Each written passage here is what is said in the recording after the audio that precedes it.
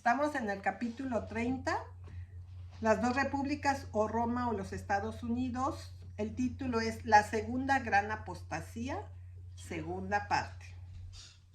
Los reformadores habían acusado constantemente a la Iglesia de los católicos que habían apostatado de la verdad contenida en la palabra escrita. La palabra escrita, la Biblia y la Biblia solamente. Así dice el Señor. Estas fueron sus consignas constantes. Y la escritura, como la palabra escrita, es el único estándar de apelación. Esta fue la proclamada plataforma de la Reforma y del protestantismo.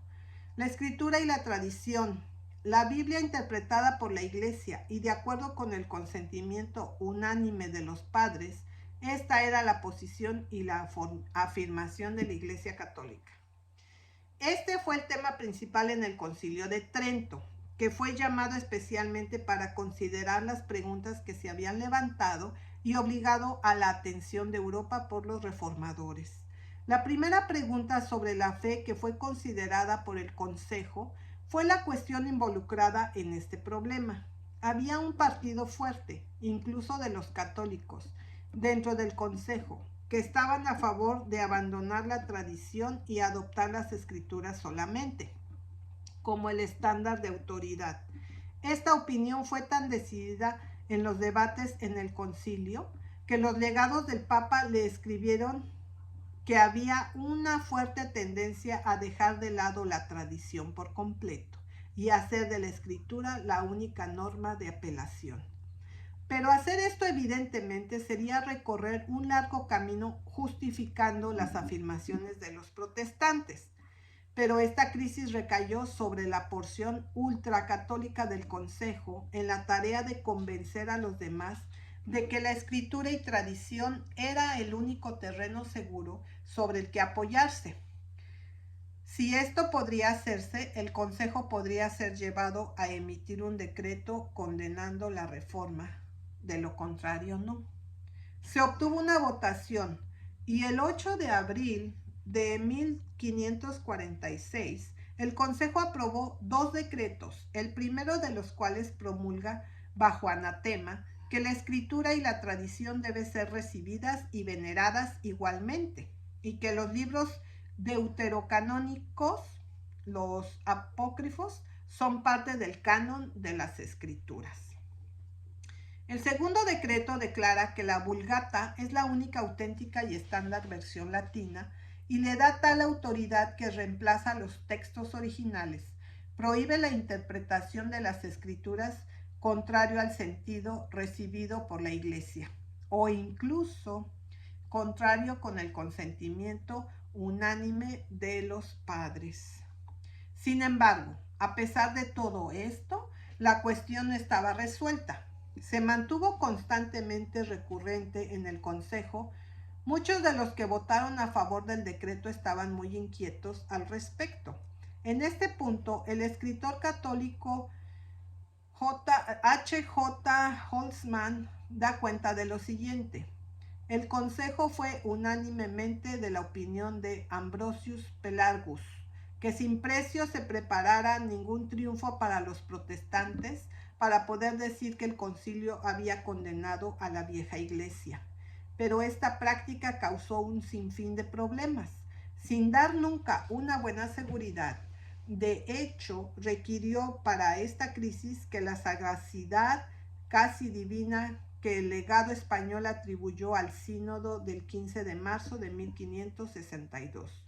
Finalmente, en la apertura de la última sesión, el 18 de enero de 1562, todos los escrúpulos fueron desechados. El arzobispo de Regio pronunció un discurso en el que declaró abiertamente que la tradición estaba por encima de la Biblia. Por esta sola razón, la autoridad de la Iglesia no puede estar obligada a la autoridad de las Escrituras, porque la Iglesia había cambiado el sábado al domingo, no por mandamiento de Cristo, sino únicamente por su propia autoridad. Esto destruyó la última ilusión y por la presente se declaró que tradición no significaba antigüedad, sino inspiración continua. La sustancia de este argumento en el concilio fue simplemente este. Los protestantes afirman basarse únicamente en la palabra escrita. Profesan tener solo las escrituras como la norma de fe. Ellos justifican su rebelión con la súplica de que la Iglesia ha apostatado de la palabra escrita y sigue la tradición. Ahora bien, la afirmación de los protestantes que ellos se basan únicamente en la palabra escrita no es cierta. Su profesión de sostener la escritura como estándar de fe es falsa. Prueba. La palabra escrita ordena explícitamente la observancia del séptimo día como el sábado. No observan el séptimo día, pero lo rechazan. Si realmente sostienen la escritura como su estándar, serían observadores del séptimo día como se ordena en la escritura. Sin embargo, no solo rechazan la observancia del sábado ordenado en la palabra escrita, sino que han adoptado y practican la observancia del domingo, para lo cual solo tienen la tradición de la Iglesia. Por consiguiente, la afirmación de escritura sola como norma falla, y la doctrina de escritura y tradición como esenciales está plenamente establecida. Los protestantes mismos son jueces. Las propias palabras del arzobispo son estas: la condición de los herejes hoy en día es tal que no apelan a nada más que esto, la Biblia y la Biblia sola. Las escrituras como en la palabra escrita, el único estándar de apelación en la fe y la moral. Para derrocar a la Iglesia con el pretexto de seguir la palabra de Dios, como si la Iglesia, el cuerpo, estuviera en conflicto con la palabra de Cristo, o como si la cabeza pudiera estar en contra del cuerpo. De hecho, esta misma autoridad de la Iglesia es sobre todo glorificada por las Santas Escrituras, porque mientras por un lado la Iglesia recomienda la palabra de Dios, declarándola divina y presentámosla para que la leamos, explicando dudas, puntos y condenando fielmente todo lo que contradiga en la otra mano, por la misma autoridad, la Iglesia, los preceptos legales del Señor contenidos en las Sagradas Escrituras han cesado. El sábado, el día más glorioso en la ley, se ha fusionado con el día del Señor. Este día e instituciones similares no han cesado como consecuencia de la predicación de Cristo, porque dice que no vino a abrogar la ley, sino a cumplirla. Pero aún la han cambiado, y eso únicamente por la autoridad de la Iglesia. Ahora, si esta autoridad es eliminada, lo que agradaría mucho a los herejes, ¿quién estaría allí para testificar de la verdad y confundir la obstinación de los herejes? No había forma de evitar esto.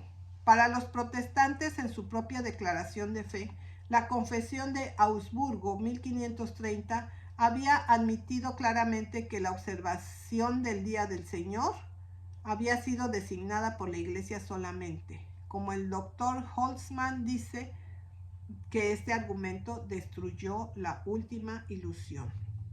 Como estaba claro que los protestantes estaban reconociendo la tradición, las mentes inquietas del consejo se tranquilizaron.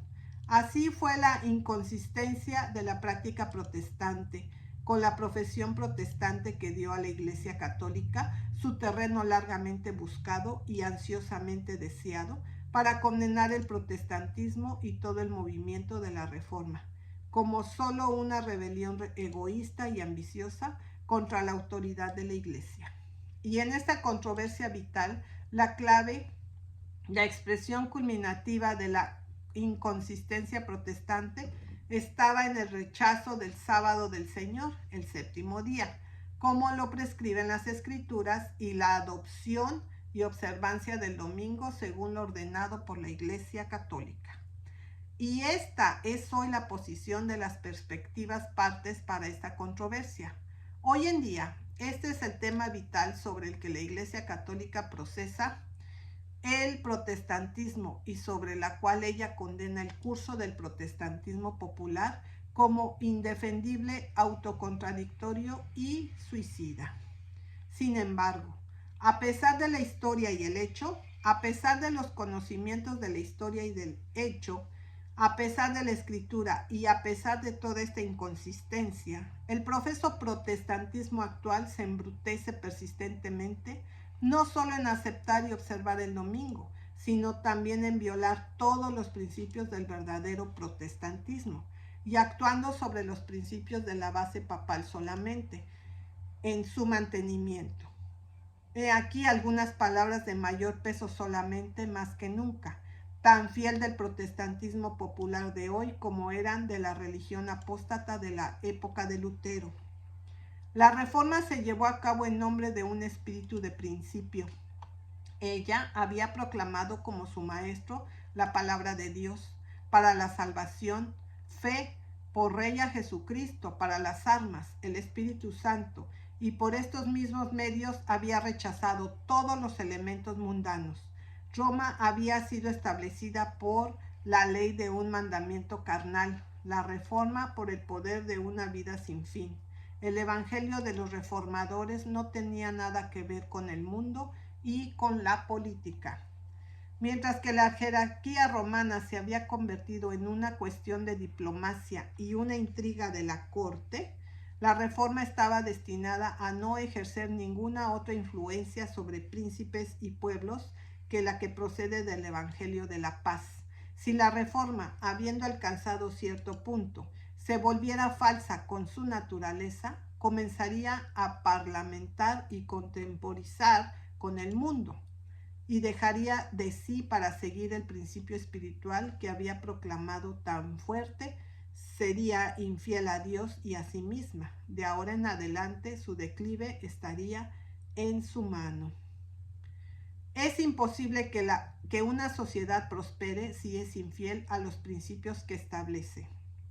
Habiendo abandonado lo que constituía su vida, no puede encontrar nada más que la muerte. Era la voluntad de Dios que esta gran verdad se inscribiera en el mismo umbral del templo que entonces se estaba levantando en el mundo. Y el sorprendente contraste fue hacer que la verdad se destacara gloriosamente. Una parte de la reforma fue buscar la alianza del mundo, y en esta alianza encontraremos una destrucción llena de desolación. Otra porción que mira a Dios fue con arrogancia rechazar el brazo de la carne, y por este mismo acto de fe asegurar una noble victoria. Si 3 siglos se han descarriado es porque no pudieron comprender una lección tan santa y tan solemne.